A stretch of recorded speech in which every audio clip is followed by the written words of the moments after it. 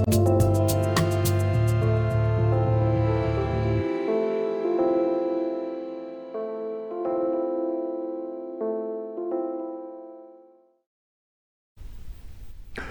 vous retrouve avec beaucoup de plaisir sur Médian pour un nouveau numéro d'Hebdo Santé consacré à une infection bactérienne de l'extrémité des doigts ou des orteils avec formation d'un abcès. Vous avez tout de suite deviné, il s'agit du panari, encore appelé mal blanc. Quelles en sont les causes, les manifestations et les traitements possibles? Merci à tous et bienvenue avec moi sur ce plateau.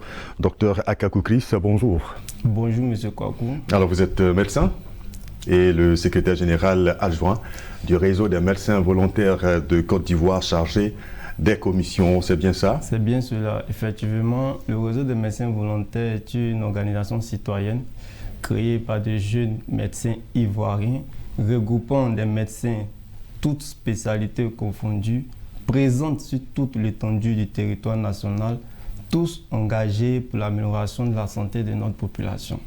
Avec votre permission, je vais saluer le Dr Djumande Youssouf, président du réseau des médecins volontaires. C'est une personne faramineuse dotée d'un leadership inextinguible. D'accord.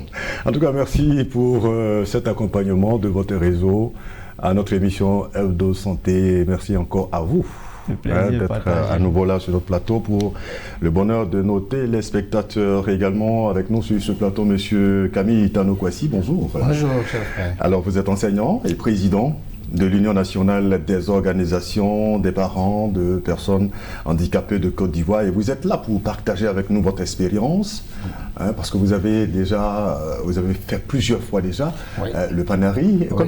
Combien de fois déjà? Quand je regarde, ça fait 4 fois au moins. 4 fois? C'est beaucoup ça. 4 fois. D'accord, docteur Akakou va nous dire si 4 fois c'est acceptable ou alors c'est anormal. En tout cas, merci donc à tous les deux d'avoir accepté notre invitation pour parler de panari. Déjà, docteur Akakou, c'est quoi le panari? Une définition simple pour monsieur tout le monde. Définition simple.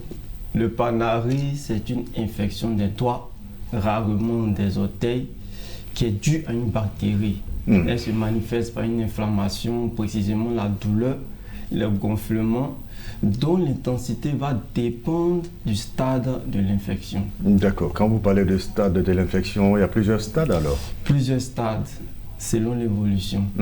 D'accord. Alors, Monsieur Tano, 4 fois le panari. Oui. D'accord. Dites-nous, la première fois, ça a commencé par quoi? Comment est-ce que vous avez su que c'était un panari? C'était où exactement? C'était localisé où? Au doigt. Au doigt. Surtout au doigt. En fait, j'ai cette habitude-là en tant qu'enfant dans la réflexion, quand c'est un peu chaud sur moi. Je parlais vraiment comme le monsieur de la rue, comme vous le dites. Quand je suis sous pression, j'ai tendance à toujours manger les ongles. Et la première fois est venue lorsque, en mangeant, dans l'exercice, quand dans le feu de l'action, je n'ai pas senti, mais là, vers la fin, je me rends compte qu'en enlevant la dernière partie, c'est rentré dans la chair un peu. Ah, d'accord. C'est rentré un peu dans la chair, donc le sang a un petit coulé. Bon, on n'en a pas fait un grand truc. Et puis bon, 2 jours, 3 jours après, je me rends compte que ça commence à blanchir. Ça commence à faire mal. Bon, je ne sais même pas ce que c'est. Donc j'avoue que là, bon, je vais laver, je vais soigner. Mais au fur et à mesure, ça commence à être compliqué. Donc c'est comme ça que j'ai découvert que on appelait ça panari. Ça c'est par rapport aux parents, c'était un peu au village. Donc c'est cette expérience-là douloureuse que j'ai vécue au début. Et comme j'ai gardé toujours ce tic de toujours manger les ongles, même jusqu'à un âge très avancé. Alors ça récidive? Ça récidive malheureusement. Bon, c'est après que je me suis rendu compte que c'est quoi? C'est forcément au niveau des doigts. Donc finalement, je commençais à changer cette attitude, à pouvoir battre et vaincre ce tic que j'ai de toujours manger les ongles. Les 4 fois au moins, c'était toujours au niveau des doigts? Toujours au niveau des doigts. Pas le même doigt quand même? Non, pas heureusement d'ailleurs. Sinon, je suis sûr que... Ah donc, vous avez pour habitude de bouffer tous les doigts? Oui, non. En tout cas, quand je suis sous stress, surtout comme j'étais à l'école, bon, j'aimais bien faire les maths, les exercices. Donc, j'ai un exercice que je commence... et bon, les formules commencent à être surtout à un certain niveau. Ah non. Alors, docteur Akakou, cela nous amène à parler donc des causes, le fait de bouffer les doigts. Qu'est-ce qui peut provoquer le panari? D'accord, donc comme je l'ai dit en prélude, le Panari est une infection bactérienne, c'est-à-dire c'est déjà une bactérie. Dans 70% des cas, il s'agit du staphylocoque doré. Lorsqu'on a une porte d'entrée, une ouverture, une plaie qui peut être causée, comme il a dit, par le fait de se ronger les doigts, c'est-à-dire couper les ongles avec les dents, le fait de se blesser par un objet tranchant, ou même par la manucure, ou même par une piqûre d'un insecte, la bactérie va s'introduire à travers cette porte d'entrée et va provoquer cette réaction inflammatoire qui sera à l'origine des signes du Panari. C'est uniquement par ce moyen-là qu'on a le Panari? Faudrait une porte d'entrée. Une porte d'entrée. Une porte d'entrée pour que la bactérie puisse s'introduire et faire son travail. D'accord. Donc il faut éviter qu'il y ait, comme on dit, une porte d'entrée. Il faut éviter qu'il y ait coupure, qu'il y ait une plaie. D'accord, d'accord. C'est cela. Et au niveau des orteils, c'est le même procédé? C'est pareil, c'est la même, de cette même manière-là que la bactérie va s'introduire et va créer cette réaction inflammatoire. Alors c'est vrai que le docteur en a parlé un peu, mais quels ont été, comment est-ce que vous avez ressenti ça, les symptômes? C'est comment? C'est gênant, ça fait mal? Ouf. Je n'ai pas envie de revivre ça, je ne souhaite même pas ça à mon ennemi, à plus forte raison quelqu'un que j'aime. Parce que là, dans les premiers moments, vous sentez déjà que ça commence à faire, c'est pas encore bien blanc. C'est vrai que c'est douloureux, ça va, mais c'est pas très fort. Mais lorsqu'il commence à être, je veux dire, ça s'enfle, je vous assure que ça commence à faire très mal. Et ça prend pratiquement toute la pensée, au point où vous n'avez Dieu, vous n'avez de pensée que par rapport à ça. C'est-à-dire que vous êtes guidé par ce mal. Ça arrive à un moment, je ne sais pas si je peux aller pour toi, mais à un moment donné, c'est-à-dire que vous ne sentez plus, vous êtes comme téléguidé par.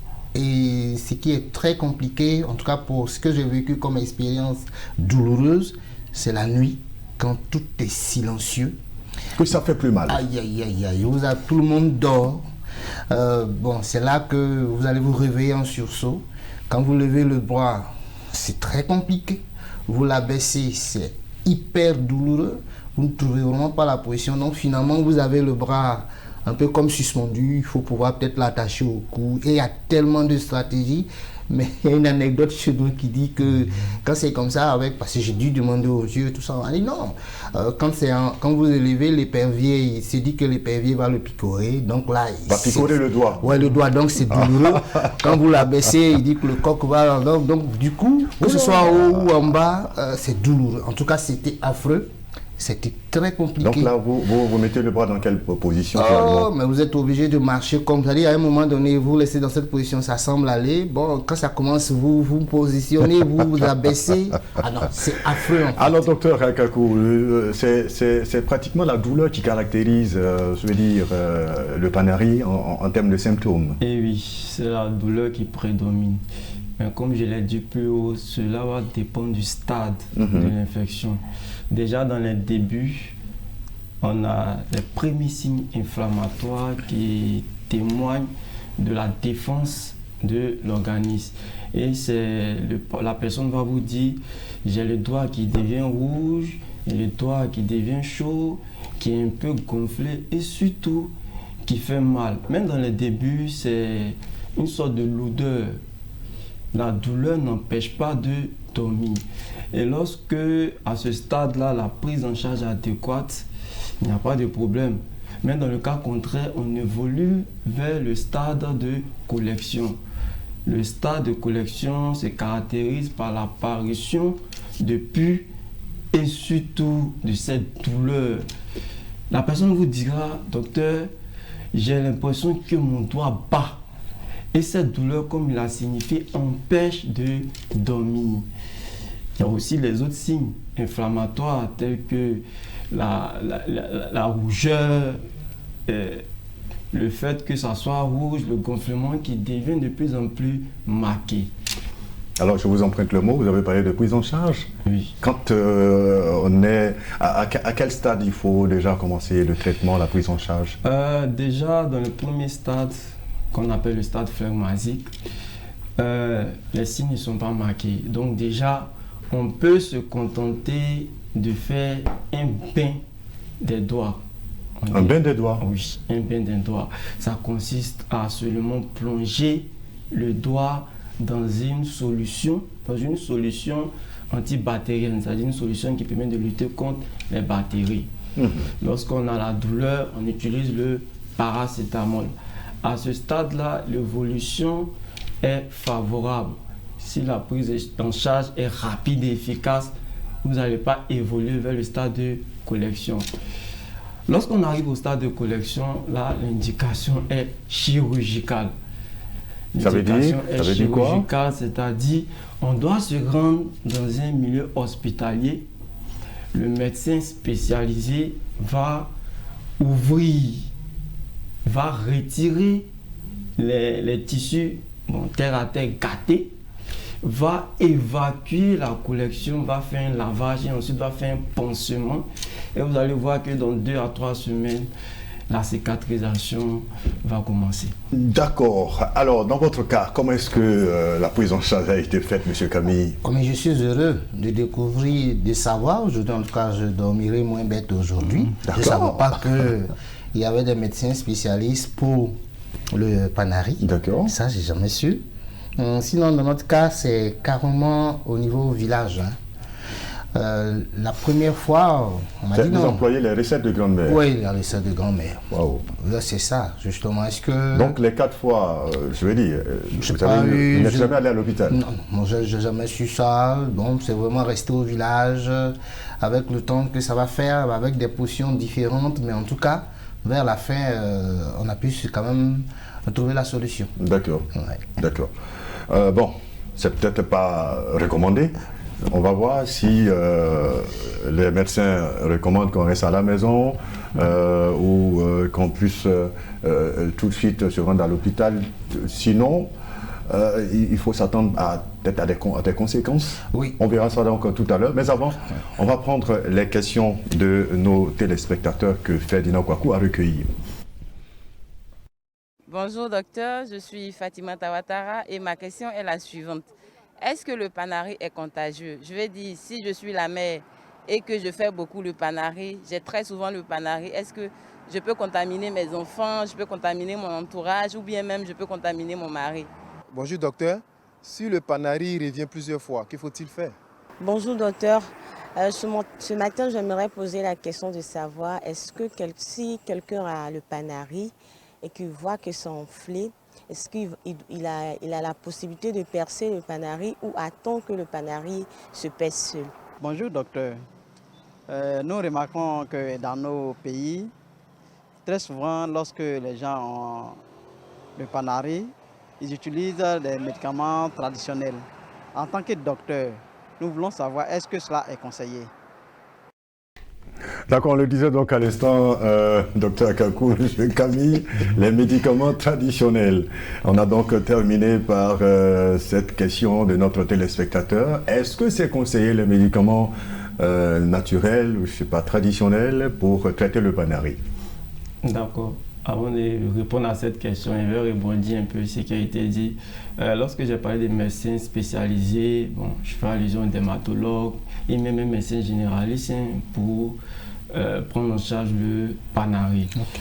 Maintenant, en ce qui concerne les recettes des grandes-mères, je suis un médecin, je fais la médecine moderne, mais il y a des moyens, il y a le citron, l'oignon qui ont des propriétés antibactériennes qui peuvent s'avérer efficaces. Mais étant donné que ce sont des moyens qui ne sont pas vraiment élucidés, si moi je dois donner un conseil en tant que médecin, je dirais l'idéal c'est de se rendre à un centre de santé, rencontrer un médecin, celui-là même qui est habilité à faire le diagnostic et à mettre en place une prise en charge adéquate. D'accord. Donc, vous ne pouvez pas conseiller, recommander donc ces traitements naturels que beaucoup de personnes utilisent, non? Je dirais de se rendre dans un centre de santé pour rencontrer un médecin. Le plus proche. Le plus proche. Le plus proche. Le plus tôt sera le mieux. D'accord. Alors, est-ce que Le Panari est contagieux. Est-ce que ça peut se transmettre? Pas directement. Je ne dirais pas que le Panari est contagieux.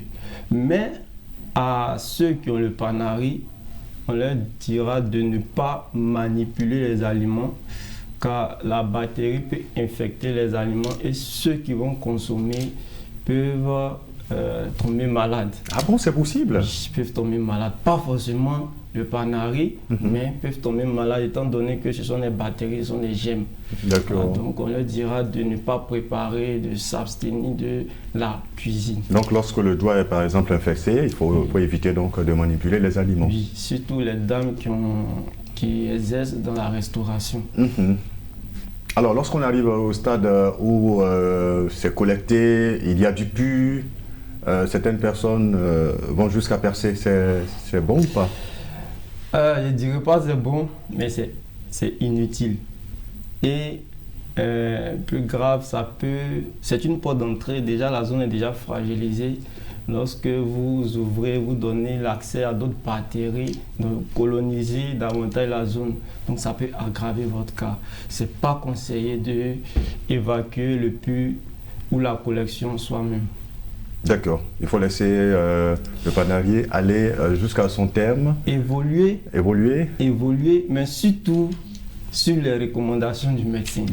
C'est le plus important. D'accord. Alors, M. Camille Tano a eu pratiquement 4 fois, il a fait 4 fois donc Panari. Lorsque le Panari revient plusieurs fois, qu'est-ce que cela cache? Est-ce que c'est bon? Qu'est-ce qu'il faut faire? D'accord, donc on dira les mêmes causes produisent les mêmes effets. Et lui, il a signifié, il a dit qu'il avait l'habitude de se ronger les doigts. Donc il avait l'habitude de créer cette porte d'entrée là qui est favorable au Panari. Maintenant, lorsque on a le Panari à répétition, c'est-à-dire cette infection à répétition, il y a des facteurs favorisants qu'il est bon de signifier. Par exemple, des personnes qui ont le diabète, des personnes qui consomment de manière abusive l'alcool, les personnes qui sont sur certains médicaments tels que les corticoïdes et même les personnes qui ont une infection à VIH. C'est un terrain qui est favorable au Panari. Donc lorsque vous avez fait le Panari plusieurs fois, l'idéal serait de creuser, de voir un peu le terrain s'il n'y a pas de problème autre que les facteurs qui créent directement, bien qui initient directement le Panari. Je parle là de le fait de se ronger les ongles, le fait de se blesser autour de l'ongle. Voilà. Donc lorsque le Panari revient plusieurs fois, ça doit nous interpeller. Et on doit aller voir donc le médecin. Qui va faire les examens qu'il faut. D'accord. Monsieur Tano, vous n'êtes pas allé à l'hôpital malheureusement, vous avez soigné votre Panari à la maison. On ne va pas vous demander combien de temps cela a pris parce que ce n'est pas vraiment recommandé le traitement que vous avez appliqué. Mais lorsque on va à l'hôpital, peu importe le stade, au stade 1, stade 2, il y a déjà la collection, le traitement dure combien de temps? Généralement, on peut avoir une bonne évolution 5 jours à 1 semaine. Une bonne évolution. D'accord. Une bonne évolution. Et pour guérir totalement? On guérit totalement du Panari, on guérit totalement. Mais j'ai précisé que lorsqu'on est au stade de collection, lorsqu'on fait l'intervention, il faut 2 à 3 semaines pour avoir une cicatrisation complète. Plus convenable. D'accord. Alors, un Panari mal soigné. Un Panari mal soigné ou soigné tardivement, ça peut avoir des complications? Effectivement. Le Panari, ce n'est pas une maladie grave en soi, mais lorsque le traitement est mal initié, on peut avoir des complications. On peut avoir une infection de l'os, on appelle cette infection l'ostéite. On peut avoir une infection des articulations, qu'on appelle arthrite, et même on peut avoir une infection des tendons de la gaine qui va faire en sorte que le doigt va pourrir. Wow. En médecine, on dit le doigt va se nécroser. D'accord. Donc, vous convenez avec moi que l'attitude idéale à avoir lorsqu'on présente les premiers signes c'est de consulter un médecin. Pour éviter donc qu'on ait les complications, pour éviter que la prise en charge, je vais dire, soit faite à la maison et mal faite, et que ça puisse donc induire des complications qui vont vous faire perdre le doigt par exemple, ou alors vraiment engendrer des conséquences fâcheuses, je dirais. C'est cela. D'accord. Mais est-ce qu'on peut prévenir les panaries? Monsieur Camille, est-ce que ça ne vous a jamais interpellé, faire une fois le panari, 2 fois, 3 fois, 4 fois? Ça ne vous a jamais interpellé, aller voir un médecin par exemple pour ne plus avoir de panari? Oui, mais comme je le disais, vous voyez que c'est dans notre jeunesse. Et juste au moment où nous étions en train de rester au village. Vous voyez que quand il le dit, en tout cas je vous remercie, on va être des ambassadeurs de ce genre de message dans nos villages parce qu'à preuve, nous avons accepté d'être à la mutuelle du village. Donc c'est bon de pouvoir donner ces informations. Bien sûr. Comme vous avez dit, il faut aller voir le médecin dans l'hôpital le plus proche. Je suis en train de regarder... On a des centres de santé forcément dans nos villages. Bon, mais il y en a aussi que, bon, quand je suis au campement, il n'y en a pas. D'accord. Donc je me dis, je suis en train de regarder, il y a des efforts qui sont déjà très bien faits. Il va falloir peut-être commencer déjà à en parler. Mais à ce niveau-là, toutes les fois que c'est venu, on n'a pas pensé que c'était quelque chose de médical. Quand il y a des maladies, ouais, certains moments, quand tu es avec tu es là, on te dit non, ça c'est pas une affaire d'hôpital, ça c'est une affaire d'ici.